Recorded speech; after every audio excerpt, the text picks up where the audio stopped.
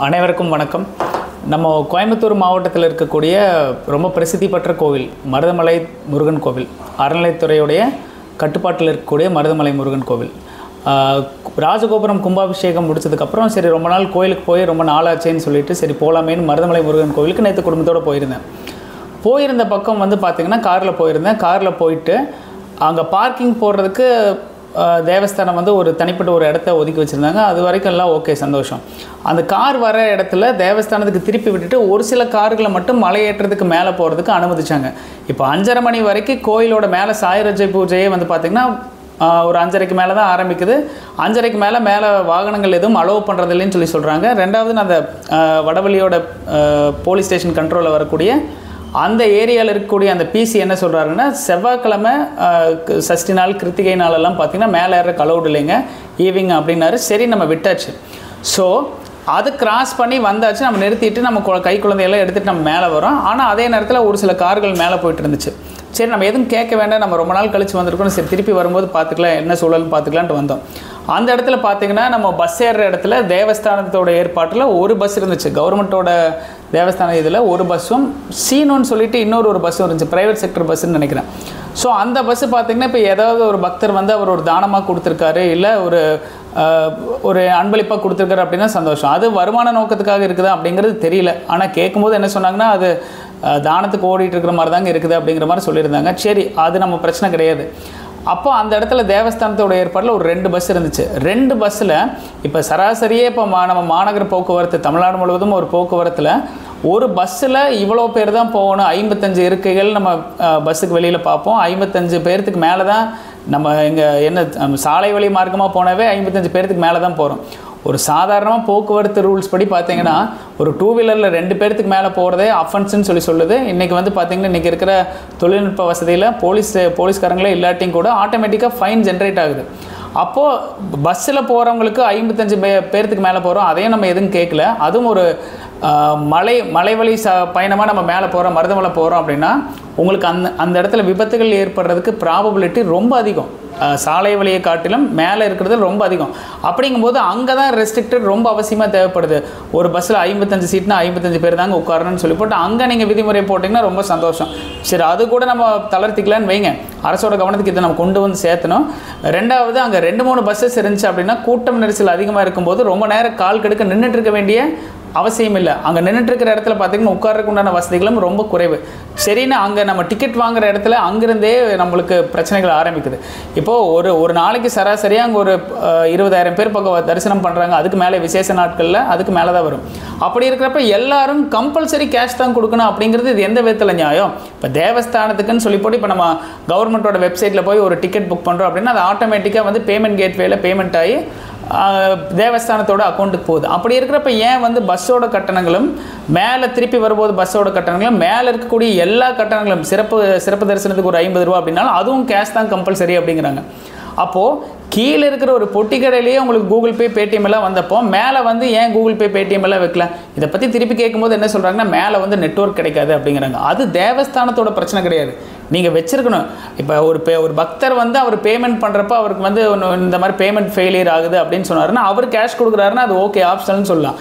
அப்போ அந்த இடத்துல ஃப்ரீக்வெண்ட்டாக மக்கள் நடமாட்டம் அதிகமாக இருக்கிற இடத்துல யூசேஜ் அதிகமாக இருக்கிற இடத்துல அந்த சர்வீஸ் ப்ரொவைடரோ ஏர்டெலோ வோடஃபோனோ ஜியோவோ சர்வீஸ் ப்ரொவைடர் யாரோ அது அவங்களோட இஷ்யூ, கன்சர்ன் இஷ்யூ. அவங்களே கொண்டு வந்து அங்கே டவர் ப்ராப்ளம் இருந்துச்சுன்னா வச்சுக்கலாம். வெள்ளிங்கிரி மலையிலேயே கிடைக்குது, 1வது மலை வரைக்கும் ஏறுற வரைக்கும் 2வது மலை வரைக்கும் கிடைக்குது அப்படின்னா மருதமலை வந்து பார்த்திங்கன்னா கடல் மட்டத்திலேருந்து ரொம்ப குறைவான உயரம் கொண்ட மலை தான், தாராளமாக கிடைக்குது. சரி நெட்வொர்க் இஷ்யூன்னு தான் சொல்லி சொன்னாங்க. மேலே இருக்கக்கூடிய அந்த புளியோதரை வாங்குகிற இடத்துலையோ இல்லை லட்டு வாங்குகிற இடத்துலையோ நாங்கள் பேமெண்ட் பண்ணுறோம், அப்போ கரெக்டாக பேமெண்ட் ஆகுதே.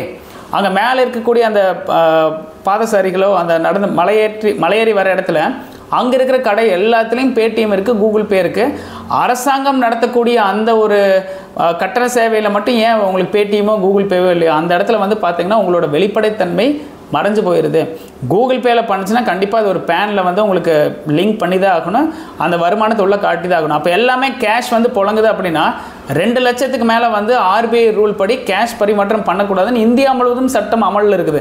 அப்போ இந்தியா முழுவதும் சட்டம் அமலில் இருக்கும்போது எப்படி இந்து சமய அறநிலைத்துறைக்கு கீழே இருக்கக்கூடிய ஒரு கோயிலில் இந்த சட்டம் அவங்களுக்கு பொருந்தாதா? இந்தியாவுக்குள்ளே தானே இருக்குது அப்போ அறநிலைத்துறையுமே. அப்போ இது எந்த விதத்தில் நியாயமாக இருக்கும்? எல்லா பக்கம் கேஷ் கொண்டு வர முடியாதுல்லங்க. டிஜிட்டல் இந்தியாவில் எல்லா பக்கம் நம்ம பேமெண்ட் கேட்வே வச்சுருக்கிறோம். எல்லா பக்கம் பேமெண்ட் பண்ணலாம். பஸ்ஸுக்கும் போகிறதுக்கும் உங்களுக்கு கையில் தான் கேஷ் கொடுக்கணும். திரும்பி வரும்போதும் கையில் தான் கேஷ் கொடுக்கணும். முருகரை பார்க்குறதுக்கு சிறப்பு தரிசனம் போகணுனாலும் கையில் தான் கேஷ் கொடுக்கணும். உள்ள எல்லாமே கேஷ். ஆனால் நீங்கள் வேறு ஏதாவது வாங்கணும் அப்படின்னா அது மட்டும் கூகுள் பே, பேடிஎம் பண்ணிக்கலாம். அதுக்கு மட்டும் நெட்வொர்க் ஒர்க் ஆகும். இது என்ன லாஜிக்னே தெரியல. ரெண்டாவது, சரி கையிலேயே வாங்குறது கூட நம்ம குற்றம்னு எடுத்துக்க வேண்டாம்னே வைங்களேன். இப்போ வந்து பார்த்தீங்கன்னா நம்ம அதுக்கு வந்து டிக்கெட் ஒரு 10 ரூபா கொடுத்து வாங்குறோம், ஒரு 50 ரூபா கொடுத்து லட்டெல்லாம் வாங்குறோம் அப்படின்னா கூட அந்த வச்சிருக்கக்கூடிய அந்த டெஸ்க்டாப் அப்ளிகேஷன் கூட அது கவர்மெண்ட்டோட அப்ளிகேஷன் மாதிரி தெரியல. அது கூட உங்களுக்கு அந்த ஃபுட்டேஜ் எல்லாம் இந்த வீடியோவில் ஆட் பண்ணுற பாருங்க. அது கவர்மெண்ட்டோட வெப்சைட் மாதிரி தெரியல. அப்போ என்ன நடக்குது? அங்கே இருக்கிற பசங்கிட்ட கேட்டால், சார் எங்களை என்ன சார் கேட்குறீங்க, நீங்கள் போய் ஆஃபீஸர்ஸ் கேளுங்க, அதிகாரி கேளுங்க அப்படின்னு. அதிகாரிங்கிற வார்த்தையே தப்பு, அலுவலருங்கிறது தான் சரி. அலுவலர் போய் கேளுங்கன்னு அவர் சொல்லியிருக்கிறாரு. அவர்கிட்ட கேட்கலன்னு வந்து கீழே வந்து அடிவாரத்தில் கேட்டோம்னா எல்லாம் பயங்கரமான மௌனம். கோயில் அழுகுதானே, என்டோன்மெண்ட் அழுகுதானே. ஒரு சிலர் காரில் மேலே போகிறாங்க, ஒரு சிலர் வந்து பஸ்ஸில் போகிறாங்க. என்ன காரணம்? அவங்க கார் உள்ளே போகிறதுக்கு என்ன ரீசனு? அவங்க ஆஃபீஸ்லேருந்து ஏதாவது சொல்லியிருப்பாங்க. இல்லைங்க, மோஸ்ட் ஆஃப் த கார்ஸ் மேலே போகுது. என்ன ரீசன்? ஆஃபீஸில் உங்களுக்கு எல்லாத்துக்குமே விடுற மாதிரி இருந்தால் எல்லாத்தையும் விடணும். காருக்கு அங்கே வெளியில் 50 ரூபா பார்க்கிங் வாங்குறீங்க, ஓகே. மேலே 50 ரூபா வாங்குறீங்க, ஓகே. 2 பக்கம் பார்க்கிங் கொடுத்துக்கலாம், இஷ்யூ கிடையாது. ஒரு சில கார் மட்டும் மேலே அலோவ் பண்ணுறீங்க. என்ன காரணம்? இப்போ குழந்தைங்களோட வர குழந்தைங்க பசியோடு இருக்குது, மேலே வந்து நம்ம ஃபுட்டு வாங்கி கொடுக்குறதுக்கு சௌரியம் இல்லை ஒன்று ஆச்சுங்களா. ரெண்டாவது, பஸ்ஸில் தான் வந்தாகணும். அப்புறம் கார் மேலே இப்போ வயசானவங்க வராங்க அப்படின்னா அவங்கள மேலே அலோவ் பண்ணலாம், குழந்தைகளோட வரவங்கள அலோவ் பண்ணலாம். விஐபின்னு சொல்கிறாங்க. அவங்க எதில் விஐபி? ஜுடிஷியலில் விஐபியா, இல்லை ரெவென்யூவில் விஐபியா, இல்லை எதில் பார்லிமெண்ட்டில் விஐபி? என்ன விஐபி? கட்சி கொடி கட்டிட்டு வந்தால் விட்டுலாமா? அப்படி கட்சி கொடி கட்டினவங்களும் ஒருத்தர் வரல. இல்லை ஒருத்தருமே கேட்குது. என்டோன்மெண்ட் ஆளுகள் கேட்டால் யார்? அந்த உள்ளுக்காண்டு இருக்கிற பசங்களை கேட்டால் நீங்கள் போய் ஆஃபீஸர் கேளுங்கிறாங்க. யாரை தான் கேட்குறதுங்க? இல்லைங்க வேறு இல்லை. ஒன்றும் இல்லைங்க. ஒரு நாளைக்கு பார்த்தீங்கன்னா 20 நட பஸ் போயிட்டு வருது ஆச்சுங்களா. ஒரு பஸ்ஸில் வந்து 70 பேர் சாலிடாக வரான். அப்புறம் 700 ரூபா அந்த மாதிரி 20 ட்ரிப்புக்கு கணக்கு போட்டுருங்க. உள்ள சிறப்பு தரிசனம் எதுக்குமே எல்லாமே கேஷ் தான். ஏன் டிஜிட்டல் இந்தியாவில் ஏன் உங்களுக்கு காசு எல்லாமே இதில் வாங்குறது இல்லை? கூகுள் பேல எங்கே கேட்டாலும் கூகுள் பே இல்லை. என்னென்னா இதில் கூகுள் பே இருக்குன்னா ஒரு சில இடத்துக்குலாம் கூகுள் பே நெட்வொர்க் கிடைக்காது. அது வந்து நெட்வொர்க் வந்து பேட்டில் இருக்க வோடஃபோன் இருக்குன்னா அது அவங்க இஷ்யூ. எங்கே வந்து நெட்வொர்க் தேவையோ அங்கே கொண்டு வந்து அவங்க இன்ஸ்டால் பண்ணிக்குவாங்க. நீங்கள் வந்து இங்கே நெட்வொர்க் கவரேஜ் இல்லைங்க, பொதுமக்கள் லட்சம் மக்கள் வந்துட்டு போகிறாங்க. நீங்கள் வந்து நெட்வொர்க் கொடுங்கன்னு சொல்லி கேட்டிங்கன்னா நீங்கள் சொல்லவே வேண்டியதில்லை. அவனே கவரேஜ் இல்லைன்னு எவனோ ஒருத்தர் ரைஸ் பண்ணானா அவனே டிஸ்பியூட் ரைஸ் பண்ண அவனே கொண்டு வந்து வச்சிருவான். அப்படி இருக்கிறப்போ ஏன் எங்கேயுமே பண்ணுறதில்ல? ஃபுல்லாக கேஷ். ஏன் என்டோன்மெண்ட்டோட மற்ற கோயில் எல்லாம் கூகுள் பே இருக்கு, இங்க மட்டும் ஏன் இல்லை? அதான் ஒவ்வொருத்தரும் இப்போ ஜியோவே மேலே போச்சுன்னா சுத்தமாக. நான் நீங்கள் சொல்கிறது கரெக்ட். இது வந்து ஜியோவோட ப்ராப்ளம், என்டோன்மெண்ட்டோட ப்ராப்ளம் கிடையாது, நம்மளோட ப்ராப்ளம் கிடையாது. பாதிப்பு அதுவும் கிடைக்கிறது இல்லைங்க ஏற்கனவே. சரிங்க, அப்படி முடியாதவங்க கேஷ் கொடுக்குறாங்களே நீங்கள் சொல்கிறதெல்லாம் ஓகே. முடிஞ்சவங்க இப்போ மேக்கெட்டில் வந்துட்டு ஆசையை கொடுக்குறோம். சரிங்க, கார் எதுக்கு நான் உள்ளோட மாட்டேங்கிறீங்க? முன்னாடியே போலீஸ்காரங்களே நிறுத்துறாங்க. என்ன மேலே மட்டும் அத்தனை கார் விஐபிங்கிறீங்க? ஓகே, எதுல விஐபின்னு சொல்லுங்க. யாருக்கிட்ட அவங்களுக்கு எவ்வளவு வசூல் பண்றீங்க? அது அமௌண்ட் தான் வசூல் பண்றீங்களா? சரிங்க, ஓனர் கட்டிருப்பாங்க. பூஜைக்கு எத்தனை மணிக்கு நான் கட்டி புக் பண்ணவங்க மட்டும் மேல வரணும்னு சொல்லி முன்னாடி சொல்லிருக்காங்க. நைட் பூஜை கட்டிருப்பாங்க, அது வந்திருப்பாங்க. அப்படி எல்லாம் எதுமே கிடையாது. மேக்ஸिमम அதுக்கு ஏதாவது செக் பண்றாங்களா? அதுக்கு ஏதாவது ரசீது இருக்குங்களா? 7:30 பூஜைக்கு வரது புக் பண்ணவங்கள ஒருத்தர் கிடையாதுங்க. மேல விட்டுட்டாங்க நாங்க சார். அவங்க எல்லாம் வண்டியில உள்ளாங்களா? பூஜை கட்டி இருந்தா நேரத்துல வந்து போலாம் இல்ல? அவங்க மட்டும் கார்ல வருவீங்க, நானும் பூஜை கட்டி நாளைக்கு நேரத்துக்கு வந்து விடுவீங்க. தண்டவாதம் பண்றது இல்ல. வயசானவங்க எத்தனையோ பாருங்க. நானே குழந்தைய வச்சுட்டு வரேன், நான் என்ன பண்றது? டூ வீலர்ல வர்றாங்க, அவங்கள விரட்டி போய் புடிச்சு திருப்பி கொண்டு வந்து விடுறாங்க. ஆனா கார்ல வரவங்க எதுவும் பண்ண மாட்டேங்கிறாங்க. 5 மணிக்கு மேல டூ வீலர் அலோடு இல்ல. இல்லைங்க, போனவங்களே பார்த்து கார்ல அலோடுங்களா? ஓகே, கார்ல வந்து பூஜை புக் பண்ண மட்டும் தான் ரைட்டுங்க. ஆனா அப்படி பூஜைக்கு புக் பண்ண மேல கேக்குறேன் நான். பூஜைக்கு புக் பண்ணவங்கள ஒருத்தர் இல்லைங்க, விட்டுட்டாங்க. நான் வந்துட்டு முன்னாடி நான் வந்து சேர்மன் சொன்னாரு வந்தாங்கிறாரு. யாரோட சேர்மன் சொல்லணும்னு சொல்லுங்க, நான் சொல்றேன். நாங்க அத்தனை வண்டி வந்துச்சு இல்லங்க, அதுல எல்லாருமே கட்டளைதாரர்களாங்கறத இன்னைக்கு நம்ம எடுத்து பார்த்தலாங்களா? செக் பண்ணலாங்களா? என்னங்க இதெல்லாம் இப்படி இருக்குது, நல்லா இருக்குதுங்களான்னு கேக்குறேன். வயசானவங்க வந்தா குழந்தைங்க வந்தா என்ன பண்றது? யாரு தான் கேக்குறது? உங்களுக்காக தான் நானும் கேக்குறேன். புரியுதுங்களா? உங்க குழந்தைங்க நாளைக்கு வரும்போது நீங்க இன்ஃபுளுன்ஸ் பயன்படுத்தி மேல போறீங்க, சந்தோஷம்.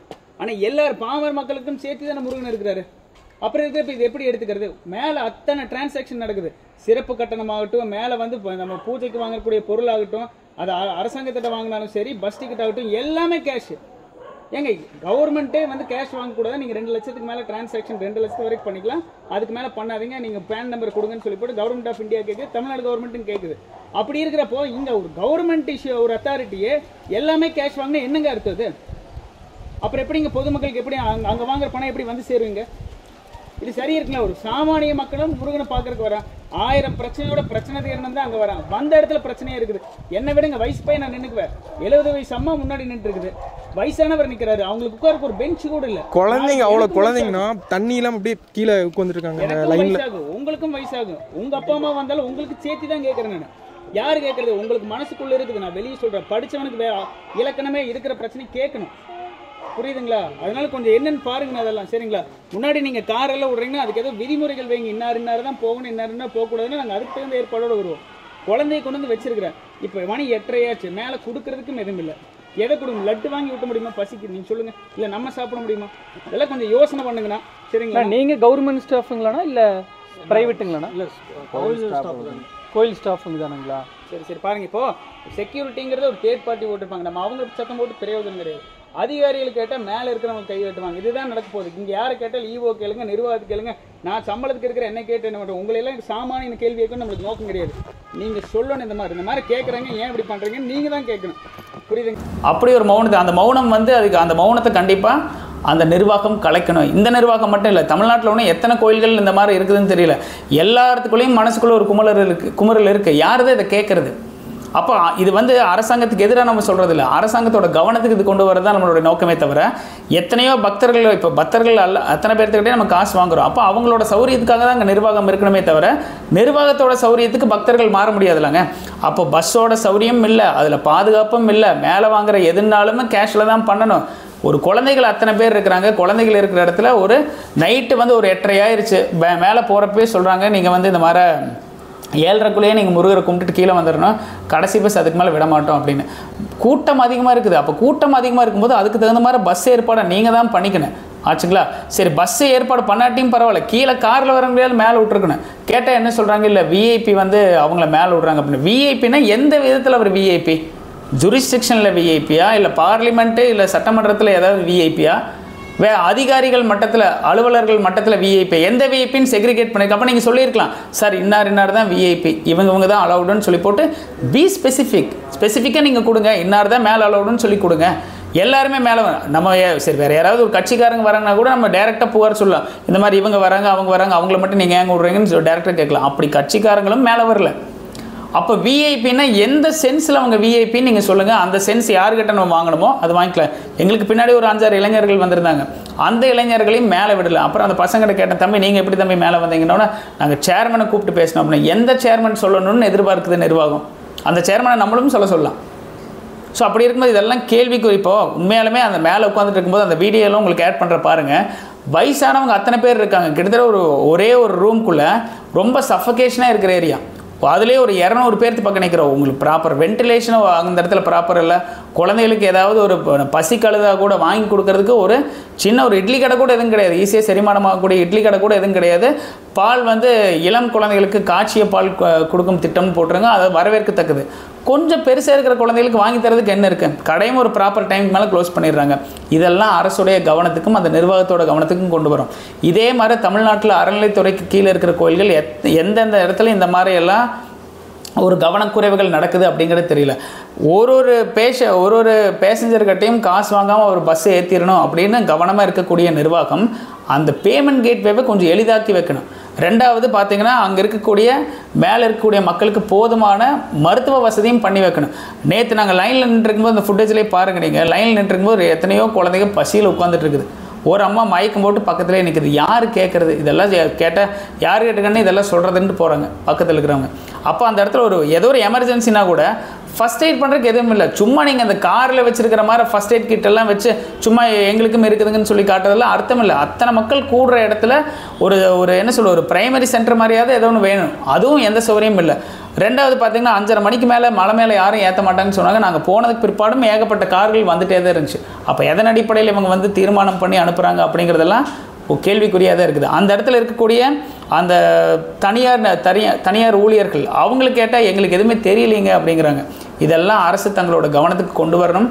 மேலே வந்து பார்த்தீங்க அப்படின்னா டிக்கெட் வாங்குகிற எல்லா இடத்துலையுமே வந்து பேமெண்ட் கேட்வே கொண்டு வரணும். இது தமிழ்நாடு அரசுடைய அறநிலைத்துறைக்கு கீழே இருக்கக்கூடிய எல்லா கோயில்கள்லையும் ஒரு சில கோயில்கள் அமல் இருக்குது. அப்போ மருதமலை மாதிரி பெரிய பக்தர்கள் கூடுற இடம், அது பயங்கரமான டூரிஸ்ட் பிளேஸ் ஆயிடுச்சு. ரெவென்யூ அதிகமாக ஜென்ரேட் பண்ணக்கூடிய தலங்கள். அப்போ அந்த மாதிரி தலங்களில் இந்த மாதிரி சௌரியங்கள் பண்ணி வைக்கணும்.